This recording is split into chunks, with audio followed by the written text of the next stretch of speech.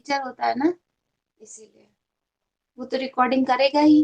Anyways, आज का जो टॉपिक है वो जीनोम ऑर्गेनाइजेशन ऑफ टीएमवी। ठीक है, ये टॉपिक आपके यूनिट सेकंड में मेंशन है। पहले हम सारा वायरस वाला ही पार्ट कवर कर लेंगे, चाहे वो फर्स्ट यूनिट को बिलोंग करे चाहे सेकंड यूनिट को। ठीक है, तो आज का जो टॉपिक, क्योंकि हमने टीएमवी स्टार्ट किया था, टीएमवी में जीनोम ऑर्गेनाइजेशन पढ़ने वाले हैं। जीनोम का मतलब ही हुआ जितना भी होल डीएनए कंटेंट, या फिर ये कहें कि जेनेटिक मटेरियल जो भी है। अब क्योंकि ये कैसा है, एक तो ये प्लांट वायरसेस है, और प्लांट वायरसेस की खासियत होती है, ज्यादातर मैक्सिमम प्लांट वायरसेस में जो जेनेटिक मटेरियल होता है वो हमेशा आरएनए होगा। ठीक है, जब हम प्लांट वायरसेस की बात करते हैं, अगर यहीं पर एनिमल वायरसेस की बात हो रही होती तो उसमें जेनेटिक मटेरियल क्या होता है, डीएनए होता है। ये आपको मालूम है कि वायरस में कभी भी दोनों न्यूक्लिक एसिड साथ साथ नहीं प्रेजेंट होते, या तो डीएनए होगा या तो फिर आरएनए होगा, क्योंकि viruses are made up of nucleoprotein, है ना। मतलब न्यूक्लिक एसिड के बने होते हैं और प्रोटीन दूसरा पार्ट होता है। तो टीएमवी के स्ट्रक्चर में ऑलरेडी हम डिस्कस कर चुके हैं कि रॉड शेप वायरस है। दिव्यांशी कुछ पूछ रहा हो, पूछना है कुछ? अभी थोड़ा सा रुक जाओ, फिर डाउट ले लेंगे। ठीक है, 5 मिनट जब रह जाएगा तब।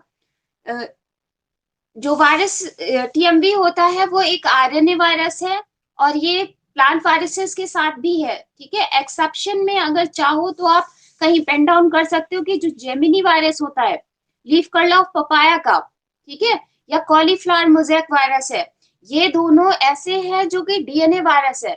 जबकि रेस्ट ऑफ द या मैक्सिमम प्लांट वायरसेस में जो जेनेटिक मटेरियल होता है, या ये कहे कि जो न्यूक्लिक एसिड होता है, वो मैक्सिमम टाइम आरएनए होगा। ठीक है, जबकि हमारे में या एनिमल बैकग्राउंड की बात करें तो उसमें जेनेटिक मटेरियल क्या होता है, क्या होता है, डीएनए होता है। हमारे में डीएनए होता है, ये इस बात से सभी अवेयर हो ना। आरएनए जो है वो केवल मैसेंजर आरएनए या टीआरएनए या राइबोसोमल आरएनए की फॉर्म में काम करता है। ठीक, तो अभी पहले हम इसकी ही बात कर लेते हैं। जीनोम की बात तो ये हो गई कि जीनोम के फॉर्म में क्या चीज है टीएमवी के पास, आरएनए है, न्यूक्लिक एसिड आरएनए फॉर्म में होता है। वो आरएनए कैसा होता है, सिंगल स्टैंडर्ड होता है। यूजुअली भी नेचर में ज्यादातर आरएनए सिंगल स्टैंडर्ड ही होता है। बहुत रेयर होगा कि आपको डबल स्टैंडर्ड आरएनए मिले। ठीक है, अगर डबल स्टैंडर्ड आरएनए कहीं मिल रहा है, दैट मीन्स कि वो कोई गड़बड़ वस्तु है, मतलब गड़बड़ चीज है, मतलब या तो किसी का इन्फेक्शन हो चुका है जिसकी वजह से वो आरएनए डबल स्टैंडर्ड हो गया। खैर वो बात हम कभी मॉलिक्यूलर वाले पार्ट में करेंगे। लेकिन यूजुअली टीएमवी की जब बात करते हैं तो उसका जो जेनेटिक मटेरियल है वो सिंगल स्टैंडर्ड है, सिंगल स्टैंडर्ड आरएनए है। ठीक है, अब सिंगल स्टैंडर्ड आरएनए है, जैसे आपने एमआरएनए का स्ट्रक्चर पढ़ रखा होगा। ठीक है, एमआरएनए के स्ट्रक्चर में आपने पढ़ रखा होगा कि एक तरफ 5 प्राइम एंड पर एक 5 प्राइम एंड होता है, एक 3 प्राइम एंड होता है। ये बात तो समझ पाते हो आरएनए में? हाँ, जैसे डीएनए में है वैसे ही आरएनए में भी है। ठीक, और इसके साथ में मैसेंजर आरएनए में क्या होता है, 5 प्राइम 5 एंड पर कैप होती है, कैप लाइक स्ट्रक्चर होता है। ठीक है, वो किसकी, मिथाइल गुआनोसिन की बनी होती है। ठीक है, और 3 प्राइम एंड पे पॉली ए टेल होता है। ठीक, ये तो एक नॉर्मल एमआरएनए की हमने बात करी।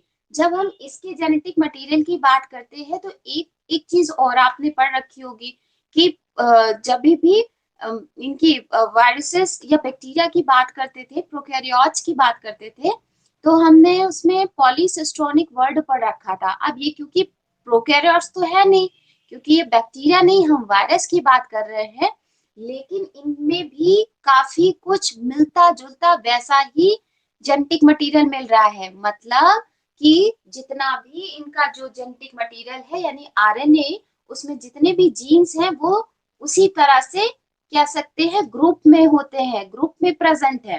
ठीक है, ये बात समझ पाए? या एक सिंपल है, मैंने एक टर्म लिखवाया था, एक सेंटेंस लिखवाया था कि जो जीनोम होता है, जीनोम में जो जेनेटिक मटेरियल है, ठीक है, वो क्लोजली पैक्ड होता है। ठीक है, ये बात लिखाई थी ना, कोडिंग सीक्वेंसेस जो होते हैं वो क्लोजली पैक्ड होते हैं। यहाँ पर देख सकते हो फर्स्ट ओआरएफ लिखा हुआ है, फिर दूसरा ORF लिखा हुआ है, ORF का मतलब होता है ओपन रीडिंग फ्रेम। जैसे कि आपने जब भी mRNA का स्ट्रक्चर पढ़ा होगा तो उसमें 5 प्राइम एंड पर कैप होती है, फिर इनिशिएशन कोडॉन होता है, फिर कोडिंग रीजन होता है, फिर टर्मिनेशन कोडॉन या स्टॉप कोडॉन होता है। ये बात पढ़ रखी है? ये बात पढ़ी है कि नहीं? ये जानते हो? सबको मालूम है ना ये बात कि यूजुअली, हाँ, प्रोकैरियोट्स या यूकैरियोट्स की बात करते हैं तो उसमें mRNA के स्ट्रक्चर में हमेशा ये 5 प्राइम कैप होती थी, फिर यहाँ पे AUG होता था, दैट मींस इनिशिएशन कोडॉन, फिर यहाँ पे कोई कोडिंग रीजन होता है, और उसके बाद फिर स्टॉप कोडॉन, राइट? ठीक, इस तरह से ही अगर सीक्वेंसेस माने तो ये हम कह सकते ना। और जब हम बैक्टीरिया की बात करते थे तो उसमें क्या होता था कि सेम काइंड ऑफ mRNA का स्ट्रक्चर होता था, लेकिन वो ऐसा नहीं था कि अलग अलग mRNA बनाता था, वो साथ साथ में ही उसके सारे सीक्वेंसेस अटैच रहते थे। वैसे ही जब TMV के RNA की बात करते हैं तो देखो सारे के सारे कोडिंग सीक्वेंसेस आपस में क्लोजली पैक्ड है, मतलब साथ साथ में है, ठीक है, अलग अलग नहीं है। तो इसकी वजह से इसका जीनोम कैसा हो जाता है, मोनोपार्टाइड, या सिंपल कहें कि क्योंकि सिंगल स्ट्रैंडेड और एक ही स्ट्रैंड के फॉर्म में है तो क्या हो गया, मोनोपार्टाइड सिंगल स्ट्रैंडेड RNA। इतनी बात समझ आई? डन। हाँ, आगे बढ़े। अब ये बात तो समझ आती है ना कि ORF किसको प्रेजेंट करता है, एक रीडिंग फ्रेम को, या ये कहें कि एक जीन सीक्वेंस को प्रेजेंट कर रहा है, ठीक है, जो कोई पर्टिकुलर प्रोटीन बनाता होगा, राइट? अब आप अगर इमेजिन करो तो किसी भी वायरस को किन किन चीजों की जरूरत पड़ सकती होगी, मतलब प्रोटीन के फॉर्म में क्या क्या चीजें चाहिए होती होंगी। जैसे कि मान लीजिए अगर नॉर्मल किसी प्लांट सेल की बात करते, ठीक है, तो वो, या फिर किसी भी प्लांट मेटाबॉलिज्म को कंप्लीट होने के लिए एंजाइम्स की जरूरत पड़ती है, और एंजाइम बेसिकली क्या होते हैं, प्रोटीन्स होते हैं, ठीक। या फिर अगर सिंपल में बात करें वायरस की मॉर्फोलॉजी में केवल न्यूक्लिक एसिड और प्रोटीन है, तो यानी कि वो जब कभी रेप्लिकेट करता होगा तो उसका न्यू बॉर्न या न्यू वेरियन पार्टिकल है, उसको बनने के लिए क्या क्या चीजें चाहिए, या तो RNA का चाहिए होता है, दूसरा चीज क्या चाहिए होगा, कोड प्रोटीन चाहिए होगी, जिससे वो वापस नए विरियन पार्टिकल या वायरस पार्टिकल्स बना सकता है, ठीक है।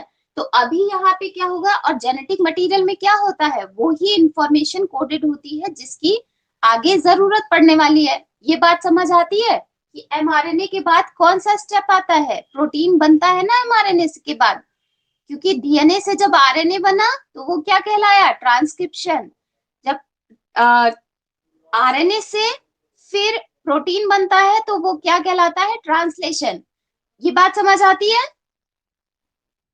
हाँ, तो अभी देखो यहाँ पे mRNA, जब हम TMV की बात करते हैं तो सिंपल है, आप ऐसे याद रखना कि सिंगल स्ट्रैंडेड RNA के साथ में इसमें 5 ORF यानी ओपन रीडिंग फ्रेम होते हैं, जिसमें से जो फर्स्ट ORF है, ठीक है, वो फर्स्ट ORF एक 126 किलो डाल्टन की प्रोटीन बनाता है। वो जो प्रोटीन होती है वो क्या, एक्चुअल में वो प्रोटीन कौन सी है, वो एंजाइम के फॉर्म में होती है। वो कौन सी प्रोटीन होती है, रेप्लिकेज, या फिर कहें RNA पॉलीमरेज, ठीक है। ये बात समझ आती है, रेप्लिकेज कौन सा वाला, जो RNA पॉलीमरेज, जैसे आपने रेप्लिकेशन के लिए DNA के रेप्लिकेशन में DNA पॉलीमरेज पढ़ रखा है, ठीक है, वो ही तो डॉटर स्टैंड बनाता है। वैसे ही इसके जब TMV की बात करते हैं तो TMV के जो सिंगल स्टैंडर्ड RNA है, उसके first ORF open reading frame में या फर्स्ट रीजन में जो सीक्वेंसेस होते हैं वो कोडेड हैं किसके लिए, एक रेप्लिकेज एंजाइम के लिए, जो कि एक प्रोटीन है, ठीक है। और वो कितने किलो डाल्टन, उसकी अगर मेजरमेंट कहे तो 126 किलो डाल्टन है। अगर आपको इतना ना भी याद है तो केवल आप ये याद रखना कि जो फर्स्ट सीक्वेंस कोडिंग सीक्वेंसेस है उससे कौन सी प्रोटीन बनती है, रेप्लिकेज बनती है, ठीक है। ये बात समझ आई? आगे बढ़े। यस। हाँ, नेक्स्ट वाला जो ओपन रीडिंग फ्रेम है वो फर्स्ट ORF को ओवरलैप भी करता है, और दूसरा कोडिंग रीजन स्टार्ट होता है कहाँ से? फर्स्ट वाले सीक्वेंसेस से ही स्टार्ट होता है। और ये कौन सी प्रोटीन? एक और इससे लार्ज प्रोटीन है, फर्स्ट वाली प्रोटीन से लार्ज प्रोटीन है, जो कि 183 किलो डाल्टन की होती है। और वो क्या बनाती है? वो भी एक रेप्लिकेज एंजाइम बनाती है। दैट मीन्स कि जो ऐसा एंजाइम बनाती है जो रेप्लिकेशन में टीएमवी को हेल्प करता है, ठीक है। या आरएनए पॉलीमरेज एंजाइम बनाता है जिसके थ्रू टीएमवी अपने न्यूक्लिक एसिड का रेप्लिकेशन करवाता है। ये बात समझ आई? आगे बढ़े। सीक्वेंसेस ओवरलैप करते हैं, बस ये बात ध्यान रखने वाली है। रेप्लिकेज ये भी बनाएगा, रेप्लिकेज ये भी बनाएगा, लेकिन दोनों में थोड़ा सा डिफरेंस होता है, ठीक है। डिफरेंस को हम बाद में डिस्कस करते हैं, पहले ORF1 ORF2 के बाद हम ORF थर्ड पर आ रहे हैं, ठीक है। ORF थर्ड जो है वो 54 किलो डाल्टन प्रोटीन को कोड करता है, लेकिन अभी इसका फंक्शन नोन नहीं है, राइट। नेक्स्ट वन है ORF4 की। जब बात करते हैं तो ये एक 30 किलो डाल्टन प्रोटीन बनाता है, जो कि प्रोटीन वायरस पार्टिकल्स को हेल्प करती है मूव करने में, ठीक है। MP लिखा हुआ है, दैट मीन्स ये मूवमेंट प्रोटीन को रिप्रेजेंट कर रहा है। मूवमेंट कहाँ पर?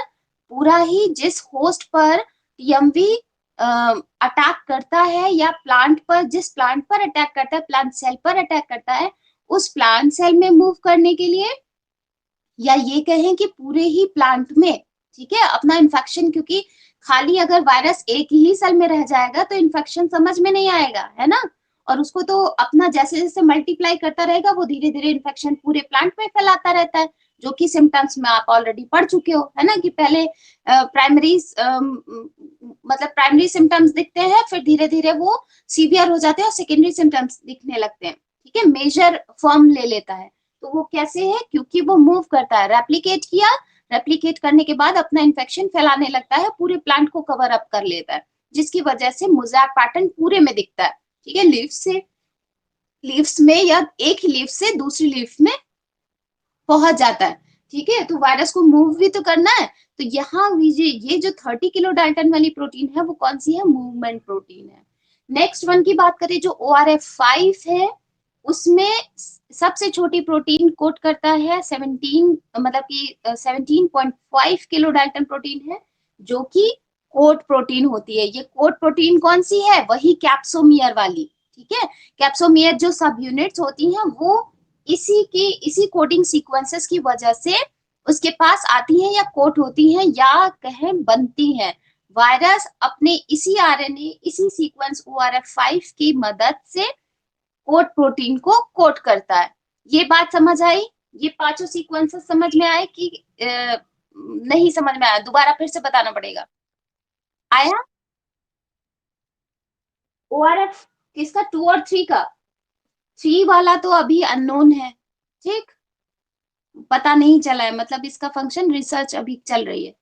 जो ORF2 होता है, ये भी रेप्लिकेज एंजाइम को ही कोड करता है, या आरएनए पॉलीमरेज बनाता है, ठीक।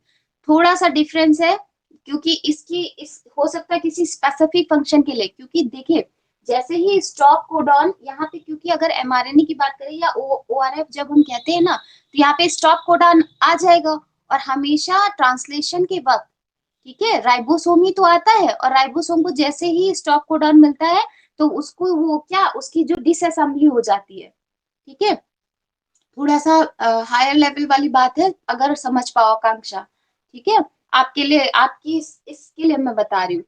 हाँ जी। हाँ, तो होता क्या है कि डिसअसेंबली हो जाती है, लेकिन अब कभी क्या होगा कि जब इसको ये दूसरा वाला रेप्लिकेज कोड करना होगा, ठीक है, ये भी आरएनए पॉलीमरेज बनाएगा, ये भी आरएनए पॉलीमरेज बनाएगा, लेकिन इसके आरएनए पॉलीमरेज में क्या, मतलब कि इसके आरएनए पॉलीमरेज में ये अंतर रहता है। आकांक्षा अपनी तरफ से म्यूट कर लो, आकांक्षा म्यूट करो अपनी तरफ से। सिंपल है, आरएनए पॉलीमरेज आप इतना ही याद रखिए, आरएनए पॉलीमरेज ही दोनों कोड करता है, ORF1 भी ORF2 भी, ठीक है। आगे बढ़े। हाँ, इसके अलावा दो खास बातें और होती हैं, क्या? कि एक तो 5 प्राइम 5 प्राइम एंड पर एक तो कैप रीजन होगा, ठीक है, वो मिथाइल गुआनोसिन की ही होती है। उसके जस्ट बाद 69 न्यूक्लियोटाइड के सीक्वेंसेस होते हैं जो कि अनट्रांसलेटेड रीजन है। यूटीआर का मतलब है untranslated region. Same kind of 3 prime and की जब बात करते हैं तो वहां पर एक टीआरएनए लाइक स्ट्रक्चर बना लेता है। इसी का न्यूक्लिक एसिड जो है वो टीआरएनए लाइक स्ट्रक्चर बना लेता है, जो कि 3 प्राइम एंड पर यूटीआर या अनट्रांसलेटेड रीजन कहलाता है। इसके सीक्वेंसेस फिक्स नहीं है, यहाँ पर 69 न्यूक्लियोटाइड का सीक्वेंसेस होता है, ठीक है। तो ये तो हो गई बात जीनोम ऑफ टीएमवी की, ठीक है। इस तरह से जीनोम ऑर्गेनाइजेशन या जीनोम जो है वो अरेंज रहता है। आरएनए में सीक्वेंसेस इस तरह से एडजस्ट रहते हैं या एग्जिस्ट करते हैं आरएनए के, ठीक है। अब रेप्लिकेशन की बात करें, अगर इसमें से और कोई कुछ चीज पूछना चाहो तो पूछ सकते हो। मेरे ख्याल से मैंने सिंपलेस्ट लैंग्वेज में बताने की कोशिश की है, बात समझ आती होगी। अगर इतना चीजें नहीं भी याद रहे तो कुछ मोटी मोटी बातें, जैसे कि सिंगल स्टैंडर्ड होता है, कितने टोटल ऑफ सीक्वेंसेस होते हैं, मतलब न्यूक्लियोटाइड सीक्वेंसेस कितने हैं ये याद रख लेना, कितने ओपन रीडिंग फ्रेम है और उनमें से कौन वाला कौन कोड करता है, मतलब क्या क्या कोड करता है। जैसे ORF1 ORF2 रेप्लिकेस बनाएगा, ठीक है, ORF4 मूवमेंट प्रोटीन बनाएगा, ORF5 कोड प्रोटीन बनाएगा, या कैप्सोमियर या कैप्सिड वाला जो कवर रहता है कोड प्रोटीन का वो बनाता है, ठीक है। इतनी बातें याद रख लीजिएगा, काफी है। रेप्लिकेशन की बात करें, रेप्लिकेशन स्टार्ट करें।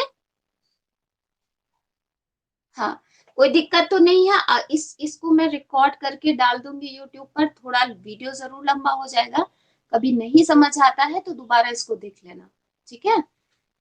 रेप्लिकेशन की बात कर रहे हैं तो रेप्लिकेशन में कई सारे स्टेप्स होते हैं, क्योंकि आपको पता होगा कि जो वायरस है वो अपनी उसकी कोई रेप्लिकेशन मशीनरी नहीं होती है, ठीक है। वो क्या करता है, होस्ट की रेप्लिकेशन मशीनरी को ही हैक कर लेता है।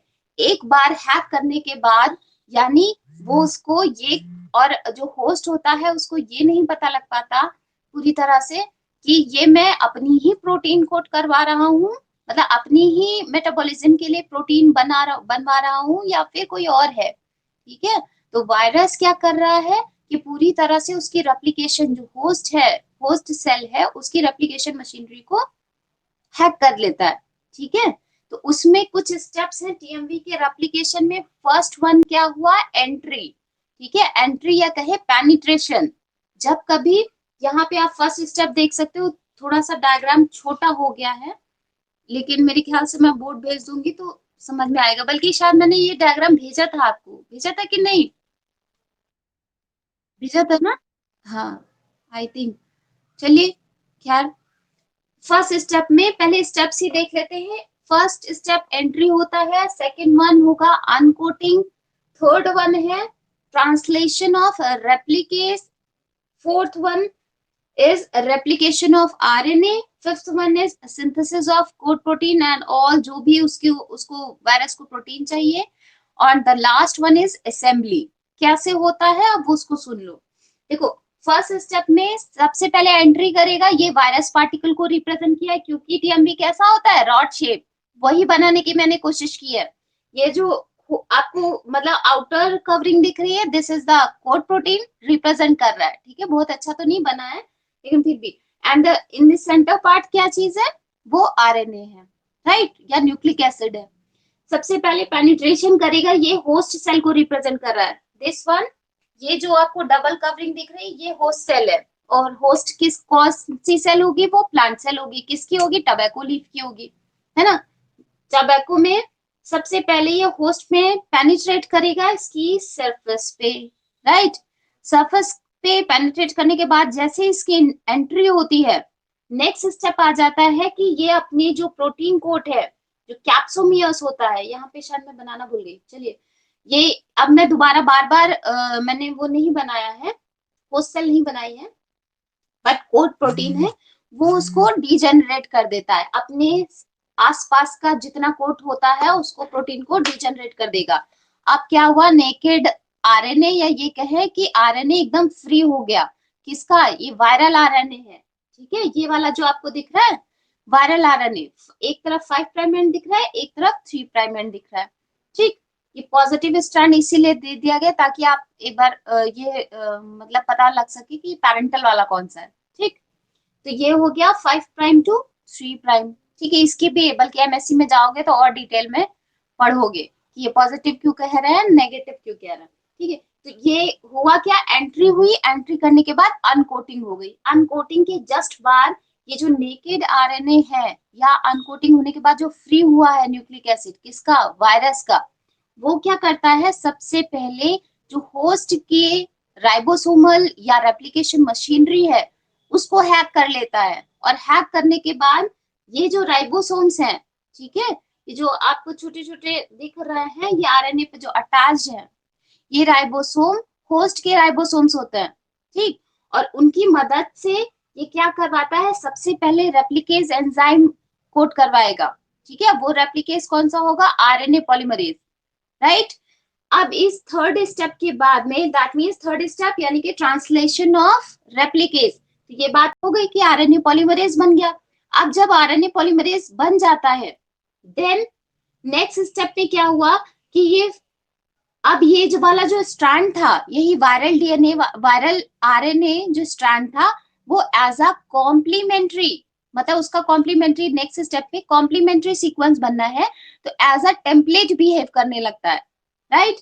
इस टेम्पलेट बिहेव करने के साथ में, जैसे आपने डीएनए के रेप्लिकेशन में टेम्पलेट स्ट्रैंड्स अलग होते हैं, तो दोनों ही strand as a template behave करने लगते हैं, वैसे ही यहाँ पर भी आरएनए का जो वायरल आरएनए है वो एज अ टेम्पलेट बिहेव करता है और एक कॉम्प्लीमेंट्री स्ट्रैंड बनाता है, बिल्कुल सेम हूबहू कॉपी, राइट।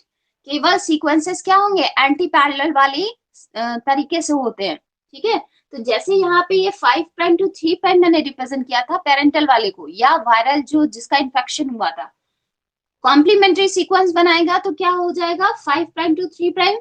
ठीक, इसको कह दिया गया नेगेटिव, राइट।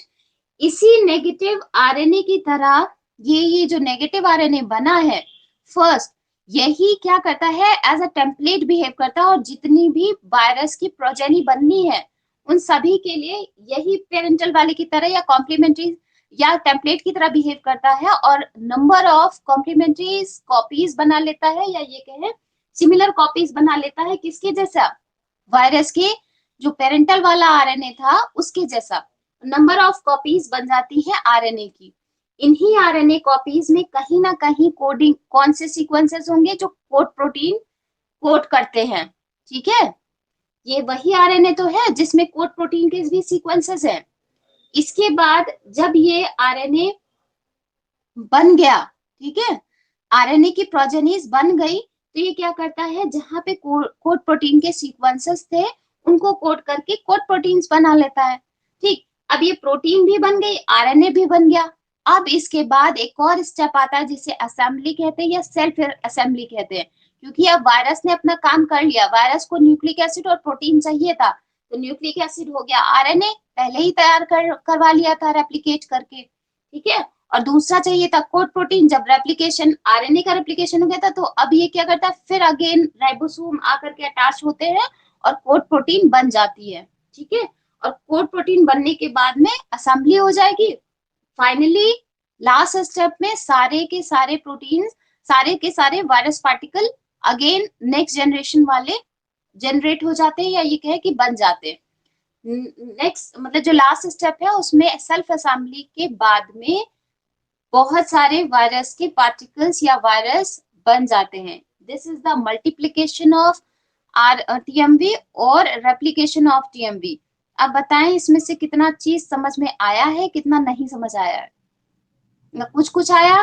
फिर से थर्ड स्टेप, फोर्थ स्टेप, देखो समझ गए क्या चीज नहीं समझ आया, इत्मीनान से सुनिएगा। सबसे पहले जैसे अनकोटिंग हुई, इसने पहले वाली जो प्रोटीन कोड था उसको तो डीजेनरेट कर दिया। ठीक, नेक्स्ट स्टेप में क्या किया कि ये इसकी सिंथेसिस जो ये साइटोप्लाज्म होता है, मतलब कि ये क्या करेगा, मूव करके साइटोप्लाज्म में पहुंच जाएगा। ठीक है, आरएनए जो है मतलब पेरेंटल आरएनए या जिसकी अनकोटिंग हुई थी, ठीक है, वो पहुंच जाता है कहाँ पे, साइटोप्लाज्म में पहुंच जाएगा, राइट। साइटोप्लाज्म में नेकेड और फ्री आरएनए जो है वो क्या करता है, होस्ट प्रोटीन के राइबोसोम को इस्तेमाल करने लगता है। और राइबोसोम को इस्तेमाल करने का मतलब क्या है, एमआरएनए हो गया, राइबोसोम हो गया, तो अब कौन सा स्टेप आ सकता है, प्रोटीन बन सकती है कि नहीं, ट्रांसलेशन वाला स्टेप हो सकता है ना। ये बात समझ आती है, ये बात समझ आती है। हाँ, फिर से बताऊं, क्यों मेरा विधान चला गया तो उधर से आवाज आ रही थी इसलिए, ठीक है।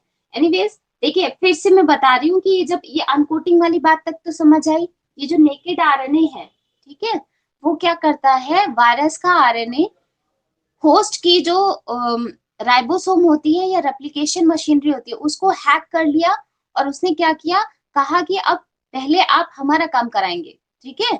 तो उसके लिए राइबोसोम किसके हैं, होस्ट वाले के, ठीक, होस्ट के राइबोसोम है, उनका इस्तेमाल करके इसने सबसे पहले रेप्लिकेज एंजाइम कोड कराया। और वो रेप्लिकेज एंजाइम कौन से हैं, यही वाले तो हैं जिनकी सीक्वेंसेस यहाँ पे कोड, मतलब सीक्वेंसेस ऑलरेडी प्रेजेंट है, ठीक है, उनको कोड करा के 126 किलो डाल्टन की 183 किलो डाल्टन की प्रोटीन बना लिया।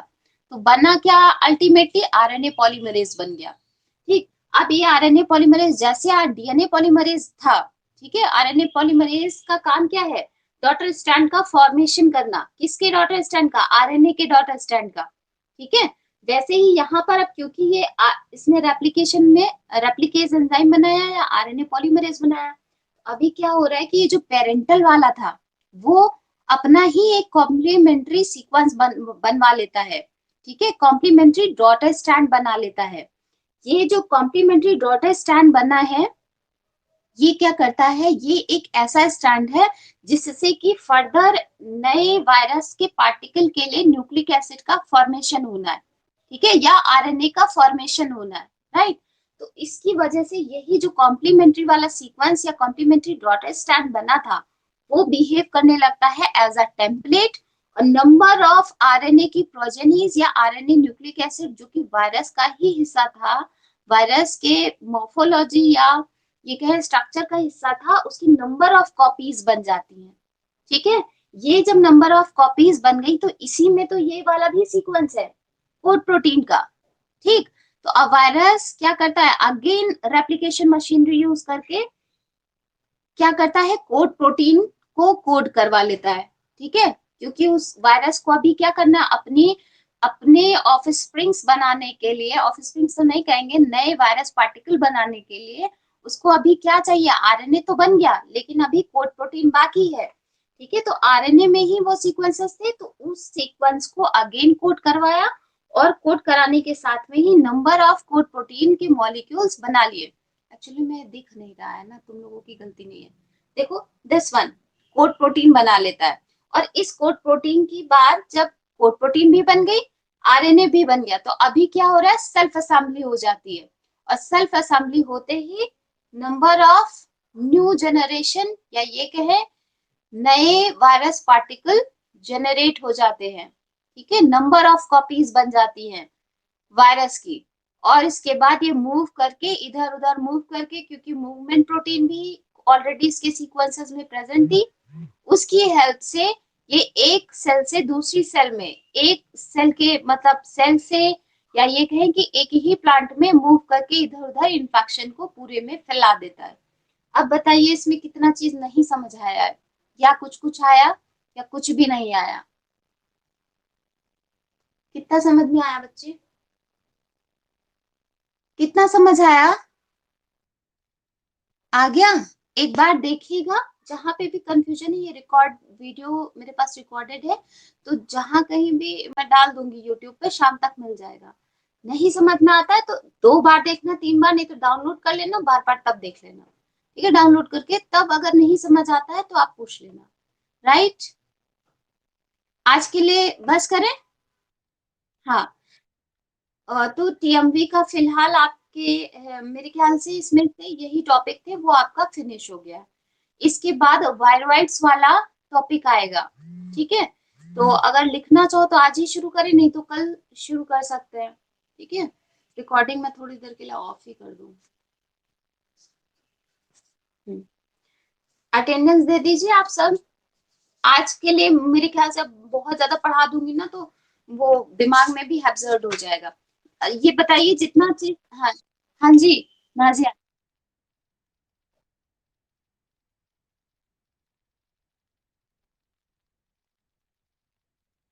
हाँ, जो ऊपर है वो विद WITH। जो नीचे है वो विच, WHICH। ओके। और कुछ। NT जहां पे लिखा वो nucleotide sequence.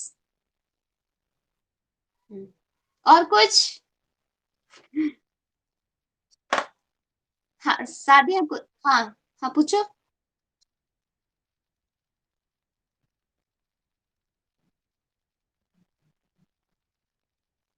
Cauliflower mosaic virus था एग्जैक्टली। वैसे भी हमेशा याद रखो जितने प्लांट वायरसेस होंगे जब क्लासिफिकेशन वाला बताऊंगी ना तो उसमें बता दूंगी। ठीक है, बल्कि आप इसके बाद पहले वही पढ़ाऊंगी उसके बाद वायरस शुरू करूंगी। क्योंकि नॉमेनक्लेचर से लास्ट ईयर भी नॉमेनक्लेचर या मतलब वायरस का नॉमेनक्लेचर कैसा होता है उससे भी क्वेश्चन आया था क्लासिफिकेशन से। ठीक है, तो क्लासिफिकेशन इसलिए भी जरूरी रहता है कि क्या कि प्लांट वायरसेस को कौन से बेसिस पे, इसी बेसिस पे कि RNA में जिनमें था वो प्लांट वायरसेस हो गए और